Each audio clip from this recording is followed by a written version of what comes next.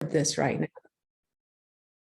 So now we're recording our presentation. I'll just reintroduce myself really quickly. Melanie McWhorter, Deputy Director for Historic Santa Fe Foundation. So thanks for joining us. I want to tell you a little bit about our speaker today.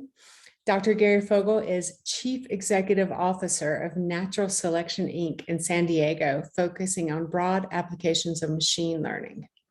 With a diverse background in biology and earth science, as well as aerospace, Dr. Fogel has many interests, including the evolution of flight, the use of biomimicry for aerospace engineering, and the history of motorless aviation. Having been involved with aero modeling for much of his life, including free flight model airplanes, model rockets, and radio-controlled aircraft, he has also established 12 world records, maybe that'll be another presentation, and over 60 national records for aero models. He has authored several books on the history of aviation. As adjunct faculty at San Diego State University, he teaches a freshman introductory course on aerospace engineering in the fall semester. And I had a little preview of this presentation yesterday, so I'm very excited, and I think we're in for a great treat today. So help me welcome Dr. Fogel. Thanks, Gary. Thank you, Melanie. Appreciate the introduction. It's a pleasure to be with you via San Diego and Zoom. I appreciate the opportunity. You can see the screen okay? Yes. Excellent. Okay. So I'm going to take you back in time, back in a time when flight hadn't happened yet in New Mexico, and tell you a little bit about the history of this gentleman, Park Van Tassel, that brought ballooning to New Mexico very, very early in the West. And of course, you know, we're very familiar today with the modern hot air ballooning that happens in New Mexico, especially Albuquerque at the Balloon Fiesta. I had the privilege of being there in October last year. It's amazing. It's fabulous to see all these colors. And these hot air balloons that are now rather easily controlled, lightweight with propane tanks, and it's amazing. It's all modern. Just the spectacle of seeing 400 of these things in the air at once was amazing. But it wasn't like that in the 1880s. And in fact, even back to the 1700s, before the 1780s, no one had been up in a balloon. No one had flown in the air at all. And the first hot air balloon flight was in France by the Montgolfier brothers. It took another 10 years for that technology to come to the East Coast of America in 1792 with another Frenchman, Jean-Pierre Blanchard, making a performance demonstration for politicians in DC. It took then time again, another 10 years went by before people started doing parachuting. So thinking about dropping out of a balloon with a parachute, another Frenchman, Garnerin, was the first to make a parachute jump and survive. It took time for that technology to come to the East Coast of America. The gentleman named Louis Giel made the first parachute jump in America's history in 1819. And of course, balloons were used during the Civil War for reconnaissance, other things, but it took time for that technology to come from the East Coast of America all the way to California as a part of the gold rush.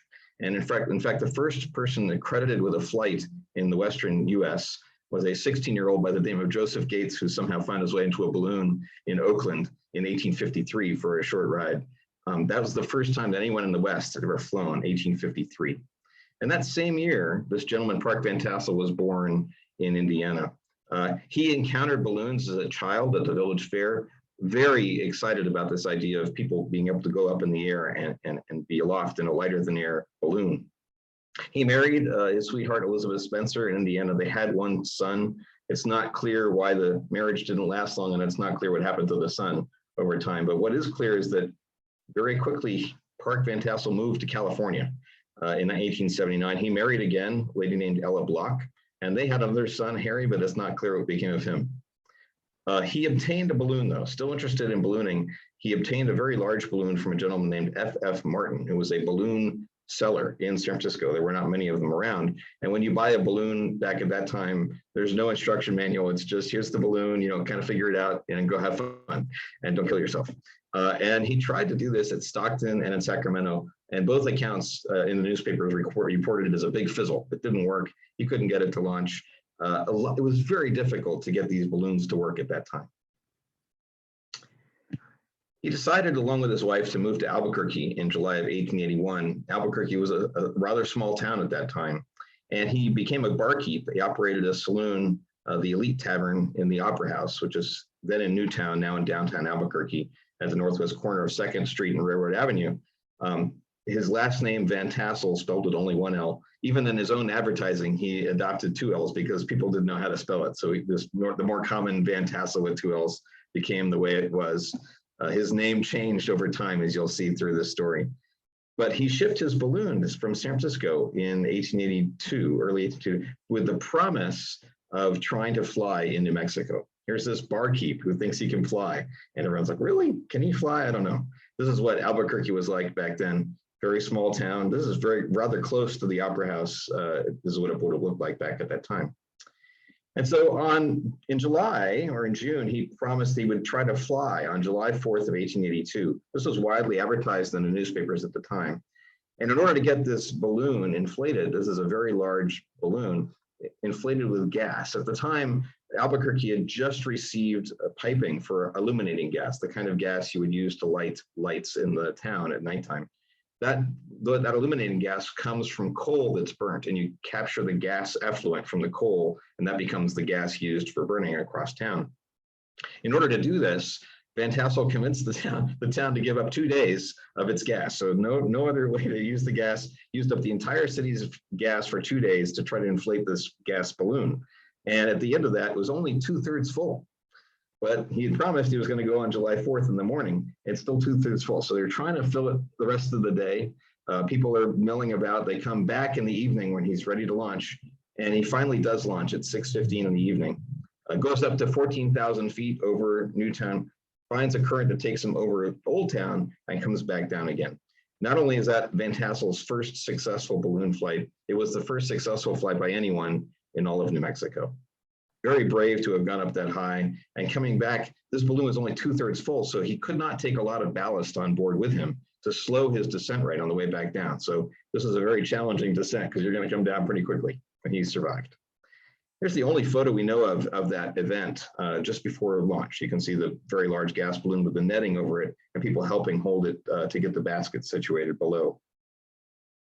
And we believe that according to the descriptions of what was going on, that photographer, the photo I just showed you, is standing about here, and this launch site is right near the Cromwell building, which was basically on the corner of Gold Avenue and 2nd Avenue, 2nd Street. So right here on the corner, and today that's a parking lot. So having just had the success, the city of Las Vegas, New Mexico, thought about hiring Van Tassel to come out and do another kind of exhibition. He traveled by train just south of Santa Fe to Las Vegas in 1882, it's August of 1882, but they had very strong winds. Those strong winds ended up damaging the balloon. And then he tried to get the balloon to work with the gas that was available, but even with a lighter weight pilot, other than Van Tassel, it still wouldn't go off the ground. So it just couldn't happen. He returned to Albuquerque and tried to make another ascension at the 2nd Annual New Mexico Territorial Fair in September of 1882. But while they were trying to transfer the balloon from where it was filled with gas to where it was going to be launched, it escaped the volunteers that were holding the ropes, and off it went into the air without Van Tassel on board, and went up really high and came back down, another kind of fizzle. And so at that point, Albuquerque, New Mexico is like, wow, is this guy real for real? Is he a fraud? What's going on here? Is he really the right guy? And he went very quickly from hero to zero in the newspapers. Very interesting. Rather quickly, his wife, Ella, returns to California, and Park goes off on his own exhibition off to Utah. Not sure exactly why they separated, although maybe the balloons had something to do with it. At that time, there were not many people that were calling themselves aerial exhibitionists. There were people like Buffalo Bill Cody or other people that were doing traveling shows at saloons and things of that nature, but no one had the audacity to go around the American West with balloons and go up in the air. That was a new thing. A lot of people had never seen anyone in the air, so this was a big to-do. He, again, July 4th, the next year, 1883, made what's believed to be the first successful balloon flight in Utah's history at Salt Lake City. Another flight to 15,000 feet, this time with a monkey as his passenger. He made a second flight in July, later that same month, with a lady named Mrs. Fanny Hoyt. And that was a wonderful flight, over 6.5 hours, over the Wasatch Range, had a great flight. But the newspapers not only reporting the great flight, also reported that this married man, Park Van Tassel, had gone up with someone else's wife in a balloon for 6.5 hours up in the sky. Wow, that's what made the newspapers. Right after that, he left for San Francisco, having finally getting into his groove. he starts going off to Portland, Oregon to make more flights. September, making the first balloon flight in Portland's history, several other ascensions in Oregon, including at Salem at the Oregon State Fair, making a really nice flight of 5 miles in 50 minutes. Really coming into his own and understanding now how to do gas ballooning. He constructs a very large balloon called the Eclipse. This is a 58 feet in diameter, 110-foot tall gas balloon that was first test flown at Central Park, a baseball field in San Francisco in November of 1884. That flight with 2 other passengers on board was quite a miraculous event. He went out with the westerly current from San Francisco, drifted out over San Francisco Bay and got halfway out the bay, and then the wind was coming from the other direction over Oakland. And they just hung over San Francisco Bay for a long time, trying to get to some kind of land. But eventually the gas was leaving the bag, so they have to land somewhere. They ended up landing in the bay. They got rescued, the balloon was rescued. But at this time, Van Tassel's now picturing how far he can fly with this balloon. It's a very, very large balloon capable of very large distances. And he conceptualizes a flight from San Francisco all the way over the Sierra Nevada. And that's unheard of at the time. That's like teleportation is today. And that made national news, that there's this crazy guy in California that's proposing doing these kinds of balloon flights that are cross country like this. But rather quickly, he goes to New Orleans in March of 1885. He's hired to provide a ballooning exhibition at the World's Fair. It was a very popular event. A lot of America went to go see this expedition in New Orleans. Again, having difficulty getting this gas balloon inflated, he can only get it about 2/3 full. And that only allows him to go up to about 4,000 feet or so over the fair. He leaves from one side of the Mississippi, he lands on the other side of the Mississippi in a swamp. And as he gets out of the balloon rises back into the air without the weight on board and starts hopping across the river to the other side of the river. He has to then figure out, how do I get across the river to go get my balloon? Eventually he does, brings it back to San Francisco. And now he's being regarded as sort of a professional, someone who really understands ballooning, having demonstrated this at the World's Fair so well. The name Van Tassel is now starting to take on its own aura. He returns to San Francisco and he divorces his wife, Ella, and rather quickly marries another woman, Clara Kuykendall. This is wife number 3 of San Jose. Clara was of a very wealthy family, well-to-do family in San Jose. The parents were not at all pleased that she was marrying this gallivanting balloonist, aerial exhibitionist person, and didn't even attend the wedding. They wanted to forbid the wedding, but okay, if you need to, we're not going to be a part of this. With the wedding theme going on, Van Tassel starts taking couples aloft in balloons that are tethered to the ground with a pastor on board to then get married in the air. That would be a new thing. Some people might pay for this. He's trying to think about ways of making his living as any kind of way of including ballooning. And that, again, was a very novel kind of thing to do at that time. He embarks on another tour of the West. First to Los Angeles, making more balloon flights on Independence Day, July 4th of 1886 now. Again, great news of doing exceedingly good flights with passengers on board. And now coming to the press and saying, instead of flying over the Sierra Nevada, I think my balloon actually, in the right conditions, could fly over most of North America. Again, international news that someone could think of making such a long balloon flight. He travels to Denver, although he had a very difficult time in the thin air of Denver making a flight very high. He is credited with one of the first balloon flights in all of Colorado's history. Continues on to Kansas City, makes an ascension, but at that particular flight, you would be able to pay to get inside an enclosure that would have you close to where the balloon was being inflated so you could see what was going on. Maybe it's 5 cents to get in. But of course, since it's a balloon, if you just wait outside the gate, you're going to see this balloon go up into the air anyway, so why pay the 5 cents? And the crowd that was on the outside of the fence was 10 times the size of the crowd that's on the inside. So Van Tassel went to a police officer and said, can you please help me pull people in, get people to come in because this is my living. And the police officer says, that's not my job, you do this. They actually got into an altercation and Van Tassel got arrested for the obscenities he said to the police officer at the time. But he still did the show and then he got out of Kansas City.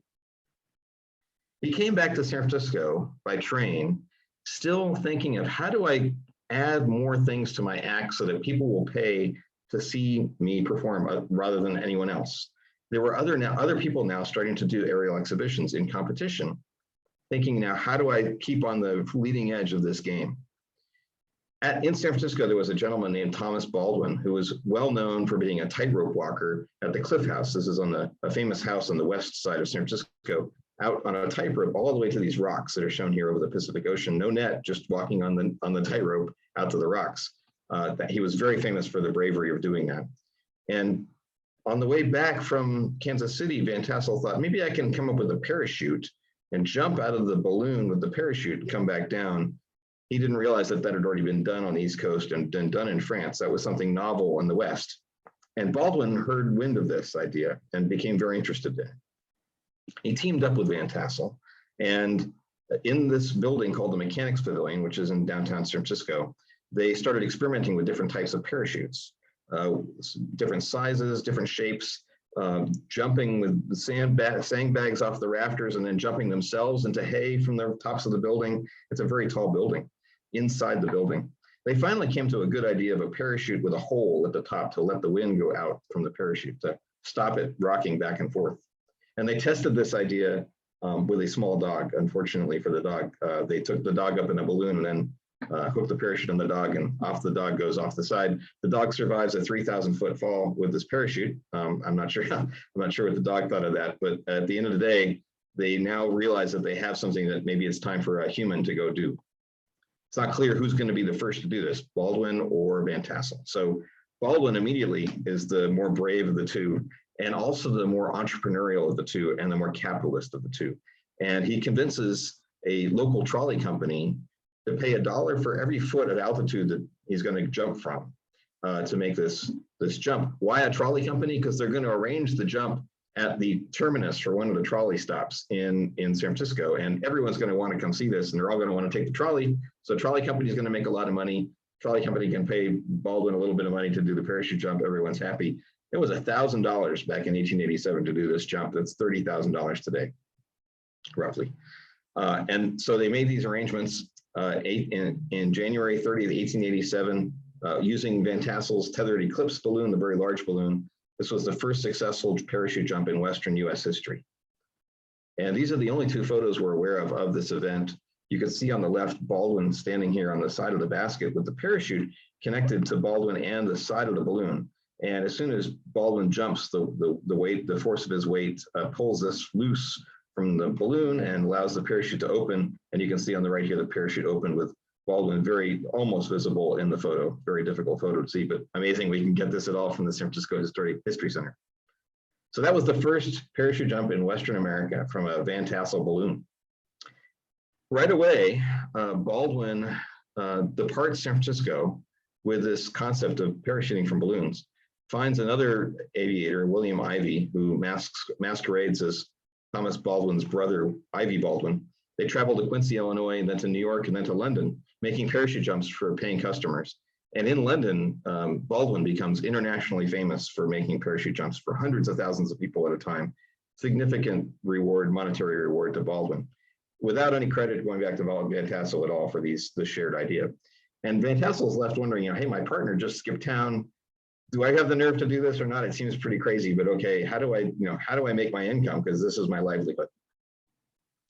While in England, Baldwin patents the parachute in 1888, along with another inventor, Farini, who had no relation to ballooning or parachuting. And again, no credit back to Van Tassel on the patent and no compensation back to Van Tassel. Van Tassel, very fortunately, in order to keep his salary going, was hired by the editor of the San Francisco Examiner to take a photographer aloft to take pictures of what it looks like to be in a balloon back down on the city of San Francisco.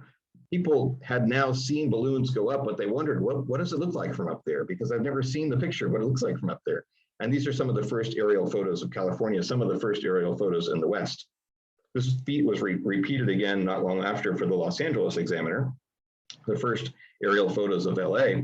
And the editor that did that was William Randolph Hearst. He was a young editor. He just became the editor of the Examiner, age 24, thinking of new ideas of how do I entice people to buy my newspapers. Well, these pictures pulled a lot of audience into reading the paper.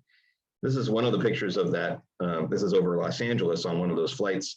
downtown Los Angeles being viewed from a Van Tassel balloon at the time. He embarks on another tour. He's scheduled to make some parachute jumps of his own, but there's some kind of accident or the parachute happens to fall off the balloon right at the launch time. Something always happens that precludes it from doing the parachute jump, even though it's advertised it was going to happen. And he makes another balloon. He comes to San Diego, does a successful balloon flight, but the whole parachuting thing is kind of on the side. Clearly, he doesn't have the gumption to go jump out of a perfectly good balloon with a perfectly good parachute. His wife, however, Clara, decides that, Park, if you don't have the courage to do this, I do. And at that time, no women were doing this. Clara really wanted to be the first. So yet again, on July 4th, 1888, they announced that Clara is going to be making this parachute jump out of Park Van Tassel's balloon. Word gets out. It was really widely advertised that Clara was going to do this. Word gets out, and many people in Los Angeles were not happy, not pleased that a woman would think of doing such a thing. First of all, why would a woman commit suicide on the Independence Day? That's terrible enough. But we got to send out the police to stop this from happening. No woman should do this. And so the police were notified and started coming out to stop the event. Hearing that the police were coming for this afternoon scheduled balloon launch, they got in the balloon early. They ascended at 10:47 a.m. ahead of the police and went up to 5,000 feet where no police officers were. And then Clara jumped over Pasadena, making a perfectly successful landing near this, where it's the Arroyo Seco Bridge today. That's the first parachute jump by a woman in Western US history. And that made national and international news that a woman had done such a courageous thing out of Van Tassel's balloon. It nearly gave Park Van Tassel a heart attack that she did this. And Park was not very pleased that he didn't really want to even relive that experience and said, if there's going to be anyone that does parachuting, it'll be me from now on. He attempts to make a parachute jump, but again, there's some other issue that happens, and there's a melee that happens about the paying customers that they get their money back. There's always contention, and it never actually happens that Park does this parachuting. But Clara was really well known for it. Park does continue off to the northwest without Clara, and finally makes his first parachute jump in Seattle. During the first 500 feet of that fall, the parachute failed to open. And then all of a sudden it opens dramatically, like really all of a sudden. And he's holding on to an iron ring that is the parachute base. And he loses grip with one arm, hanging on by one arm only to this parachute. He lands in the water at the foot of Seattle. And the newspaper reporters felt that was tremendously exciting, that this new guy almost died, just holding on by one arm. That was so beautiful, crazy times. He repeats it in San Francisco. Almost exactly the same kind of thing happens. The first 500 feet, no parachute opens, finally it opens. It's a harrowing experience for Van Tassel. He really does not enjoy parachute jumping. Here's some views of what it looked like at the Cliff House. We're not sure that this is one of the Park Van Tassel events. It's about the right time frame, but you can see all the people gathered. Literally hundreds of thousands of people would show up for these kinds of events at a time. It would be as if there was a SpaceX launch in Santa Fe today. He continues on. He's paid now to go to Salt Lake City to provide a parachute jump from a balloon. When he arrives, though, by train, he realizes he's brought the wrong balloon. He brings his wife's balloon, the smaller balloon, than his balloon. And the smaller balloon is insufficient lifting capacity to lift the very large Park Van Tassel's weight. So what to do? He's been paid already to do this, and he's been advertised as a great Van Tassel who's been engaged at great expense. Even in the advertising, it says he better do something.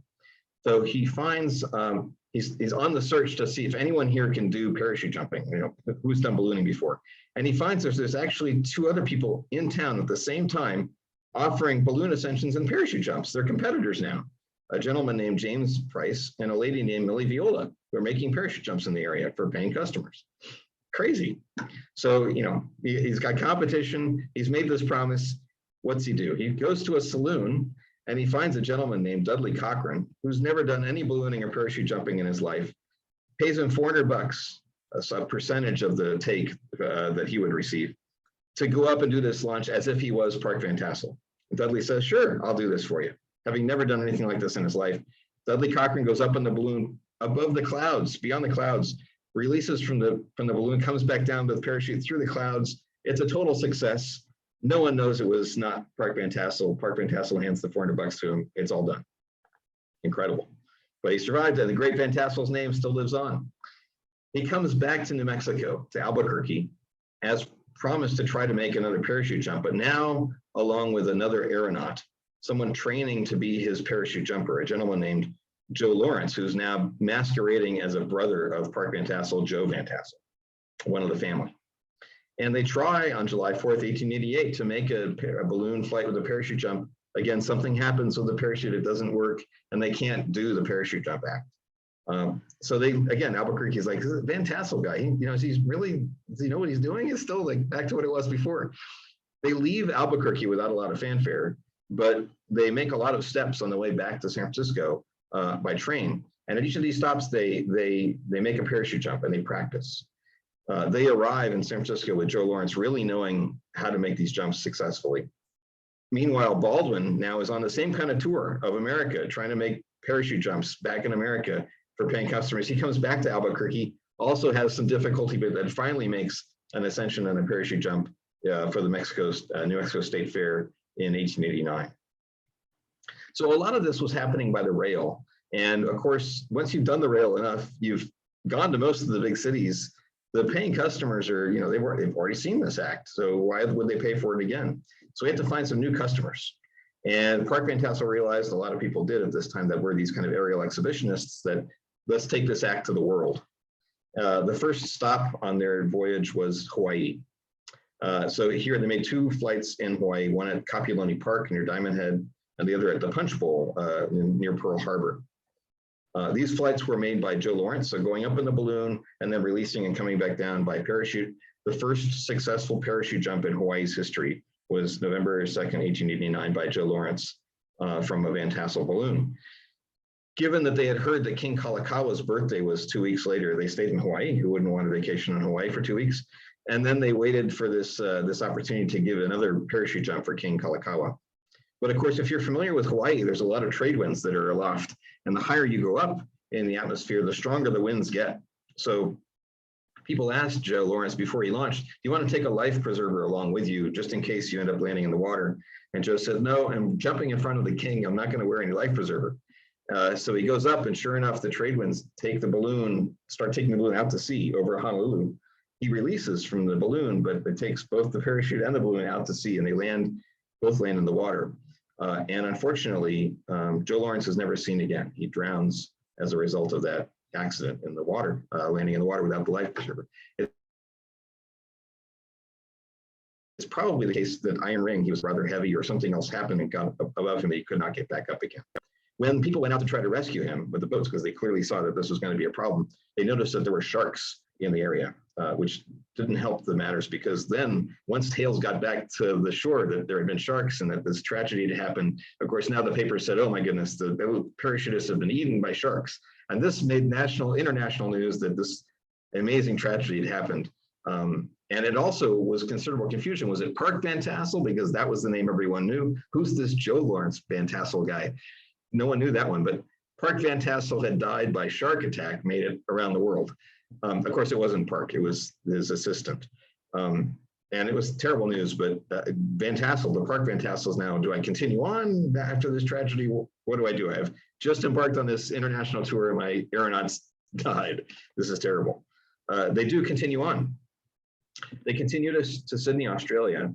And James Price, the same gentleman he was competing with in Salt Lake City, is now on board as part of his crew, as his parachuter in Australia.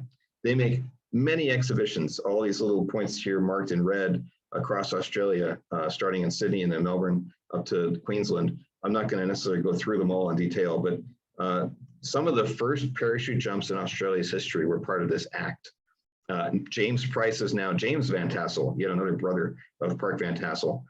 They continue on. They find 2 sisters, the Freitas sisters. These are Americans that were living in Sydney at the time, who are very trained at trapeze work. While the balloon is getting inflated, keep the hundreds of thousands of people, spectators, interested by doing some trapeze work while we're getting the balloons ready. But the Freitas sisters were very brave in their own right, and they said, well, why don't we do the parachuting too? People would come pay more money to see women do this. Why don't we do it too? So they convinced Park and James to allow them to try it. And on February 8th, 1890, the first woman to parachute jump in Australia's history, Valerie Freitas, as Valerie Van Tassel, a sister of the family, made the successful jump. And not to be outdone, Gladys made the second jump by a woman in Australia's history. These were now national heroines of aviation in Australia. Everyone in Australia wanted to see these new heroes.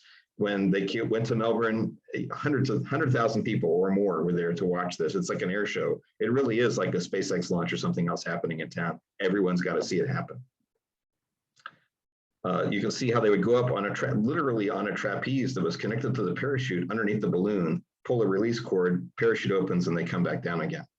And this is the only photo we could find of Gladys in the National Archives of Australia, sorry, State Library of Victoria. This photo was listed as Gladys Van Tassel, a different spelling of Van Tassel. There were so many different spellings of Van Tassel during the research, but this is how we found it. They continued on. Again, I'm not going to go through the details of this, but as a part of this tour, Park Van Tassel and James Price have a falling out, a disagreement about how to manage the tour, and they split. James Price continues on with Millie Viola, the same lady that had been parachute jumping in Utah is now in Australia. And Van Tassel and the two sisters continue on to Queensland, continue on the tour. In Brisbane, they have a tragedy, and they're setting up the balloon to get it inflated. As you see here on the right, they're using poles to keep the balloon erect over the smoke. This is a smoke balloon. You have a hot fire underneath. You're collecting all the heat from the fire and the smoke, and that's going to make the balloon rise. But while they were doing that, one of these poles fell, and it fell directly on top of a young boy, killing him rather instantly in the crowd, which was just a tragedy. There was a court case about it. It was viewed to be a complete accident, and Van Tassel was not held liable for that. And they made the enclosure area, this gate area, further back in different exhibitions to follow. But that sent a really difficult message on the tour. Another death on the tour.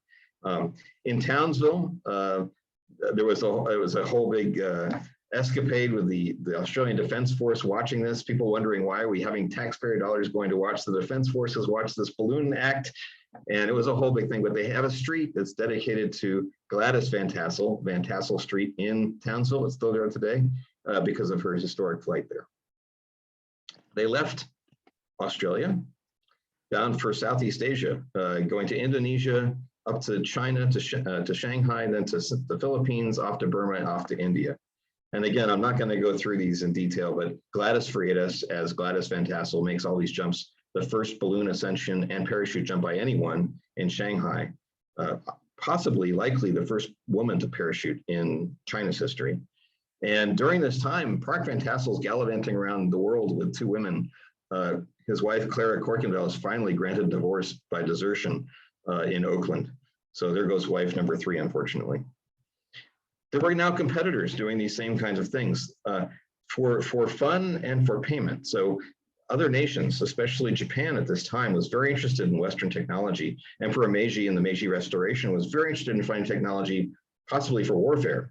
And the idea of having parachutes and people jumping out of balloons or parachutes maybe has a wartime opportunity. So there were people like the Englishman Percival Spencer making jumps in Japan, Thomas Baldwin and his brother William Ivey making parachute jumps in New Zealand, Hong Kong, and Tokyo, and James Price and Millie Viola continuing on through Australia and New Zealand. Now it's a race. How do you get to the next biggest city before your competitors to make these kinds of jumps? Park Van Tassel, Gladys, and others continue on to India. Again, all these red dots were where I could find locations of balloon launches and parachute jumps. Valerie joins the troop again, making what's believed to be the first parachute jump by a woman in India's history in 1891. They make several demonstrations, but after a while, Gladys and Valerie kind of tire of this act, and they end up marrying two wealthy Indians, leaving again Park Van Tassel wondering who's going to do my parachute jumping for me. Van Tassel goes to London, convinces the large newspaper, the London Graphic, to fund a very, very large balloon that Van Tassel would then try to use to make a transcontinental flight all the way across India from Calcutta to Bombay. And while this balloon is being constructed, Van Tassel returns to India. There were different stories about Van Tassel during this time while he's in London. For instance, there was a clear imposter that was doing a parachute jump in Calcutta before Van Tassel returned. That this imposter went up in the balloon, jumped out, ended up landing in the Ganges, was taken downstream in the swift water of the Ganges and nearly drowned. And because of this near-death experience, people, newspaper reporters said that Van Tassel had almost died in thing, but it wasn't actually Van Tassel. Again, the newspapers back then, if you think about fake news today, lots of fake news back then. He did return to Bombay in 1891, along with a new parachute jumper, a lady named Jenny Rummery, who was masquerading as Jeanette Van Tassel. And Jenny was either the daughter of Park Van Tassel, their wife, because there was a considerable age difference and people didn't really know what the relationship was, but okay. She made fantastic jumps at many different locations all around India in late 1891 to 1892. Here's a picture of Jenny on the left and Park Van Tassel at a studio from Calcutta at the time. Very dapper. So Jeanette was making all these great jumps. She made a jump at Dhaka, which then was India, but now is Bangladesh. She launched in a balloon at a very famous location, the Asan Manzil, which is a very large palace, which is still there today. A beautiful launch, a beautiful parachute jump, but she ended up landing in a very large tree in a park. And during the rescue, the rescuers were trying to use bamboo poles to get her down from this tree, and she fell out of the tree. And unfortunately, very tragically, died 2 days later from the injuries of that fall. The first person to have ever flown in what is now Bangladesh in such a short flight. But she's now buried in a Christian cemetery in Dhaka. And again, this makes international news. Yet again, another death on the Van Tassel tour, but it was incorrectly attributed that it must have been either Gladys or Valerie that did this, because no one had heard of Jeanette Rummery before, but they had all heard of Gladys and Valerie, especially in Australia. So a lot of confusion around who actually this person was. But if you ask aviation historians in Bangladesh, this is their hero. Van Tassel after that continues around India, kind of adrift really for quite a while. He makes a few additional parachute jumps to keep his salary going. He marries again, a lady named Edith Ann Nolan. There's not a lot known about their relationship. He moves on to Sri Lanka in 1894, making what is believed to be the first balloon flight and parachute jump in Sri Lanka's history. He then moves on to Africa, as if the journey wasn't long enough already. He goes on to Zanzibar and then South Africa, up through Persia and into Europe. Again, I'm not going to belabor the details of this. He does make fantastic flights for the Shah of Iran, showing this technology, this Western technology, to a lot of different individuals along the way. He suffers a stroke in 1900 in Lucknow, India, and then in order to provide for his healthcare, returns to California without wife number 4, Edith Ann Nolan. So there's no record of a divorce, but it's not clear what happened. When he comes back to America, the Bay Area especially is a very different place technologically. When he left, ballooning was new. And now dirigibles are new. These are very large, long balloons that are powered. They have a propeller on the back that can be used to steer around the air. A gentleman named August Grieth was doing these kinds of experiments with dirigibles in the Bay Area at the time. And he had hired Thomas Baldwin, our famous villain from before, as his aeronaut to be the pilot for this dirigible technology. And through this, Baldwin learned all about dirigibles and their design, was very interested in coming up with new propeller designs and things of this nature, but learned all about this from Grieth. Baldwin then went to find a gentleman named John Montgomery in the Bay Area, who was a glider expert, also very interested in aerodynamics, very early in the 1900s. And together with Montgomery, worked to perfect a propeller for a dirigible, but also proposed this idea of launching gliders from balloons. Instead of taking a parachute jumper up, why don't you hook a glider below the balloon and release the glider at altitude and come gliding back down? People will pay a lot of money to see this. They signed a contract, Baldwin and Montgomery.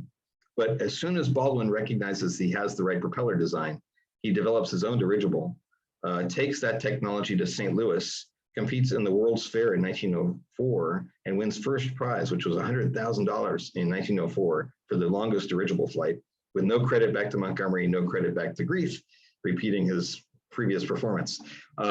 During that time, Montgomery teamed up with Van Tassel, because Van Tassel was very adept at these balloons, in launching a glider with balloons in 1905.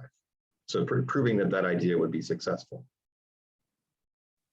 But then just as this reinitialization into aviation is happening for Van Tassel in the Bay Area, of course, the Great Quake of 1906 strikes. He was living in Oakland at the time. And after that disaster, it was just a matter of trying to make any money, any ends meet. He went back to the idea of captive balloon flights for tourists or for paying customers or for weddings, even as early as late 1906. He returned to Salt Lake City to make a parachute jump, but there were so many competitors at that time that vandals got into the where he had stored his parachute the night before. They cut slits in the parachute and the balloon, making it impossible to use. And so with that, he just said, okay, I'm done with this kind of idea. I don't need to be doing this anymore. And he's now kind of getting older. So it was really not the idea of doing this anymore for his career. Instead, he became an elder statesman of sportsman ballooning. He helped form two aeronautic clubs in the Bay Area, the Pacific Aero Club and the Oakland Aero Club, both very interested in ballooning for recreational sport, for the fun of it. He made a very large balloon called the City of Oakland with several impressive flights, one in 1909 that I'll show you pictures of in just a second. The landing of that first flight of this balloon was in a 40-knot wind, which is a crazy amount of wind for a balloon to try to land in, and the passengers were lucky to survive on that one. Here's a picture of that event, that first flight of the City of Oakland balloon in downtown Oakland, a much nicer, bigger balloon than his first start in Albuquerque. And this is just after launch, just missing the church steeple nearby.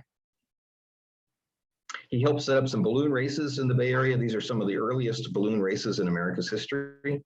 Again, with water landings in San Francisco Bay and all sorts of other adventures. He gets hired by the Goodyear Rubber Company, a new tire company, to generate a dirigible-shaped advertising balloon on top of buildings in San Francisco to advertise Goodyear's tires. And these are some of Goodyear's first endeavors with dirigible-shaped advertising that end up becoming later the dirigibles we know of as the Goodyear blimp. Park Van Tassel ends up marrying again, a lady named A.F. Barr. Again, we don't really know much about her. They lived in Oakland for some period of time. But of course, as we have a pandemic now, and hopefully you're done with it, they had a pandemic then, the 1918 flu pandemic. And Van Tassel, now an elder gentleman, stayed at home a lot of that time. He still invented things, still trying to make use of parachuting and ballooning. He invented this toy, which is a rubber band slingshot toy to generate a parachute jumper that would come back down for kids. That was patented in 1921. Probably didn't make a lot of money on the toy, but it was still a good idea. In his later years, he became a caretaker for a very large estate near Santa Cruz, California on the coastline. He later moved back to live with his sister in Oakland, and then later that year in 1930, unfortunately passed away from a heart attack in Oakland. And his passing, very fortunately and properly, made national news that this hero of early ballooning in the American West had passed on, but they incorrectly got his name as Park Van Tassel. There's always a problem with his name, or that he made his first parachute jump in Kansas City. Every report had some error in it because it was just a collection of the previous fake news that had been passed on through history. And it took a lot of effort to kind of go back through the story and kind of really untangle the mess. So I want to close by saying that, here we have a gentleman who was the first to fly in New Mexico. And through that whole life, through the start in New Mexico all the way till his later years in Oakland, lived this amazing transition in human flight from people not even believing that lighter than air light flight was possible, not ever seeing it before. There's this amazing beauty of seeing someone go up in a balloon for the first time, to heavier than air powered flight by the Wright brothers, by other people, to dirigibles, to ballooning becoming recreational sport because it was so much fun. And that is an amazing transition. And he became a pioneer both in ballooning and parachuting through that lucky time in aviation history. And it was such a difficult thing to piece together his life because he was always in such motion, kind of like a rock star going from city to city. The newspapers would only capture the time he was in town and almost kind of never say where he was going next. So I had to kind of piece together from the railroads where he might go next, look the next weekend, oh, he's in Salt Lake City now, and piece it together that way.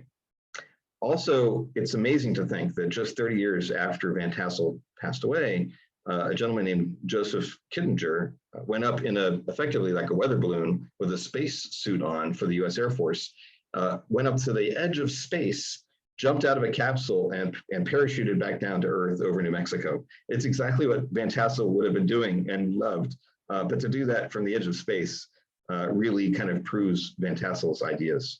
And then I was very fortunate to work on this project and this book with a gentleman named Dick Brown, who wrote the foreword for the book. He's a Hall of Fame balloonist. And he's, rightly says that Van Tassel took ballooning to the world. And now the world of ballooning comes back to Albuquerque because Albuquerque is such a fantastic place to do ballooning and Van Tassel was the first to do it there. So I tracked down not only his course of history that I've presented today, but I also tracked down that when Van Tassel passed away, of course, it was during the height of the Great Depression, and his sister could not afford anything more than an unmarked grave in Oakland. And I tracked down the location of that grave. I think it's definitely deserving of a marker, this first person to have flown in New Mexico's history, and so much he meant to the Bay Area. It's definitely deserving of a marker. And also the location of his first ascension in Albuquerque is absolutely deserving of a recognition as either a city or even a state historic monument. And then, of course, all these other women that were associated with him and helped promote his life and their own life are all deserving of their own recognition. So I've started up a GoFundMe campaign to raise money to do this marker, at least in Oakland. I'm up to $1,200 now, which is good. I think something close to that.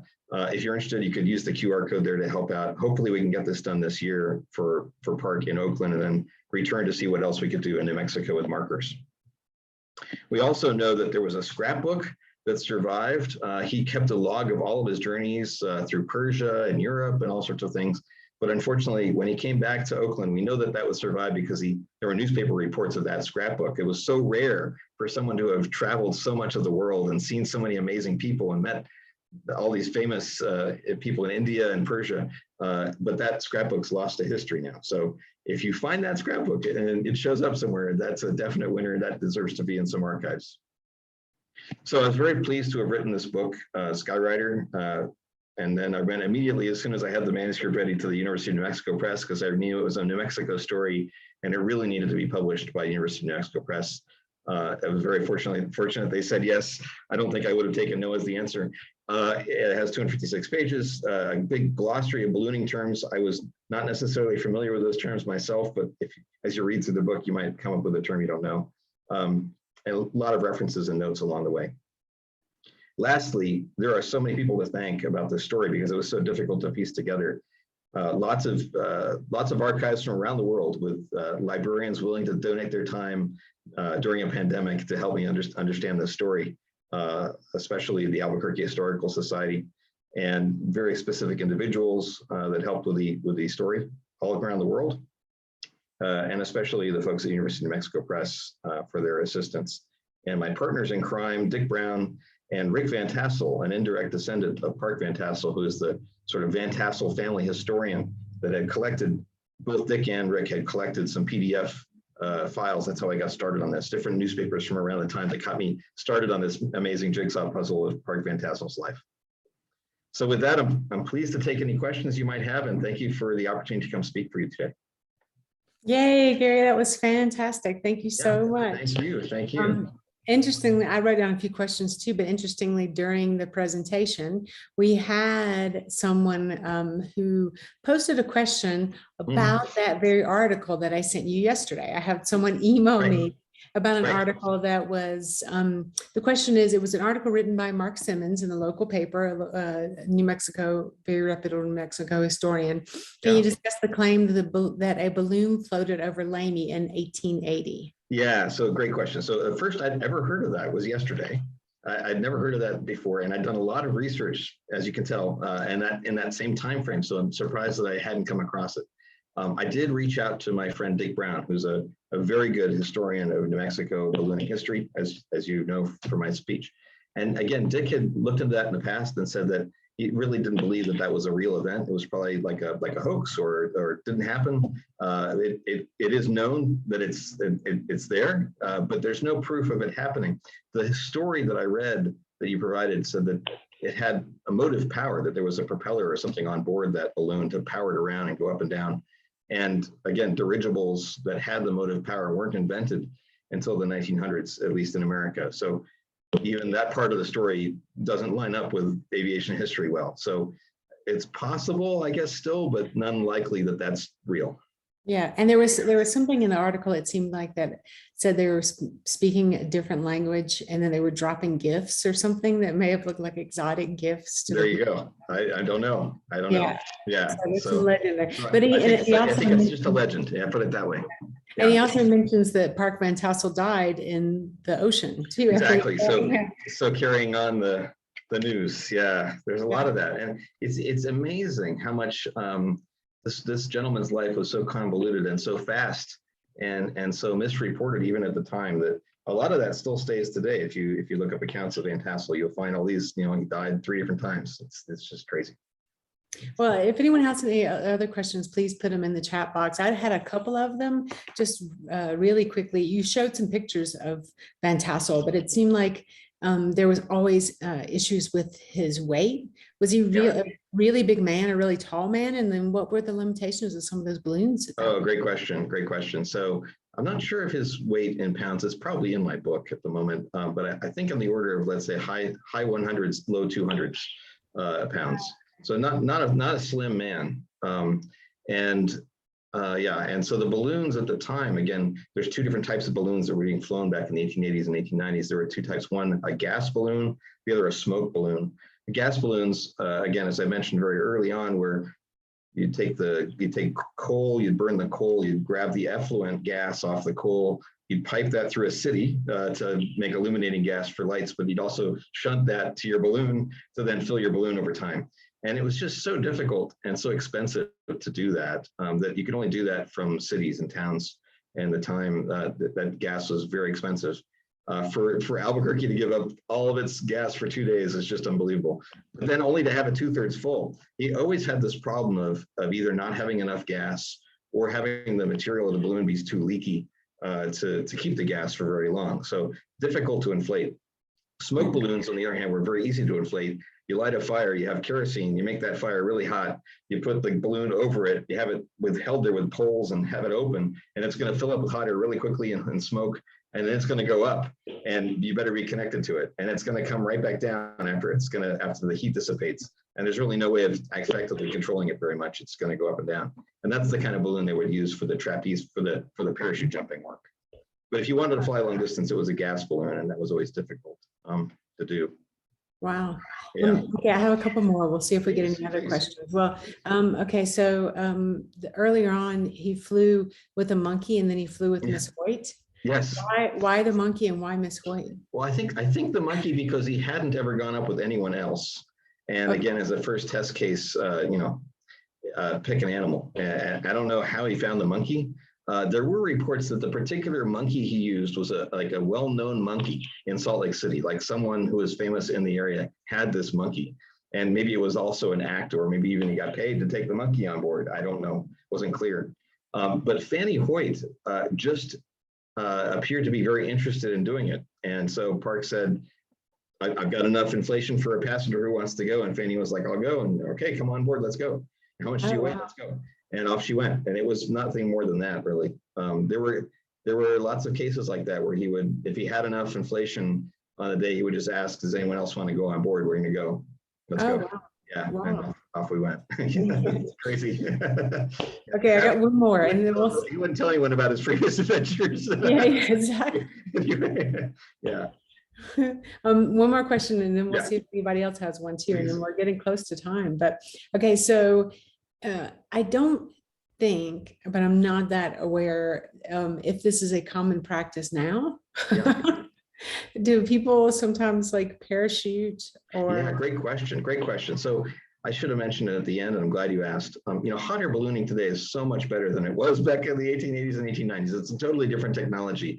And Sid Cutter and other people that in New Mexico that helped pioneer the modern sport of hot air ballooning with its propane tanks and burner, and you can almost exactly control how much hot air you have in the balloon at any time as long as you have propane gas to burn. It's such a more detailed technology than it was back then, that it's far safer than it was back then. The FAA that regulates aviation in America, including ballooning, I believe it is the case that you cannot jump or have things depart a balloon illegally. So doing those kind of acts today would have to take FAA approval before you would just do it. That's my understanding. And that's why you don't see it any other time other than like at air shows or things like that nature where it's pre-approved that we're going to be doing this. Parachuters have to jump out of something. They jump out of a plane. So I don't know why they couldn't get approval to do it out of a balloon, but it is a rare occurrence today. Okay. Well, I think that might be most of my questions too. Yeah. I don't know if anybody else has any. Let me see if there's any in the little chat box down here. No, I don't think we have any, like, sometimes I like to kind of just delay it here. Like, Oh, understand. but yeah, so we really appreciate you being here today. We do have your book in the store Yes. and it's also online, and I'm sure there's a variety of other places where you can get it as well. And if you want to, we could also we post the GoFundMe page. Oh, that would be great. Yeah, on I'll send the it along. yeah, so send Awesome. that to me. And then if Yeah. anybody listening now wants the Mark Simmons article, it's probably really easy to find, but I do have a link to it as well. So if anybody wants to read that, then just let me know and I'll send it over to you. And if anyone's interested in helping with the historic markers in New Mexico for this story, I'd be happy to connect. I think that's something we got to do. Oh, that's very interesting. Yeah. You might find some volunteers out there. There you go. Yeah, well, Gary, that was Okay. fantastic. Thanks so much. Thanks for Thank sharing you. your wealth of knowledge on the topic. Thank And you so much have for a the nice opportunity. afternoon. Okay. Okay, Bye. goodbye.